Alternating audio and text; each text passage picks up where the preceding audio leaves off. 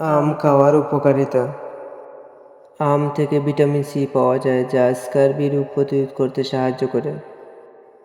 আমে রয়েছে ভিটামিন বি6 যা মস্তিষ্কের কার্যকারিতা ঠিক রাখতে ও কিছু জটিলতা কমাতে সাহায্য করে।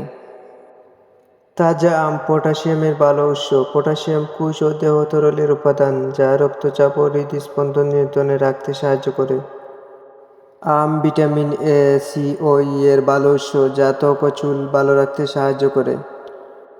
আমে থাকা বিভিন্ন উপাদান কোলেস্টেরলের ক্ষতিকর মাত্রা কমাতে সাহায্য করে। আমে কপার পাওয়া যায় যা লোহিত রক্তকণিকা তৈরিতে সাহায্য করে।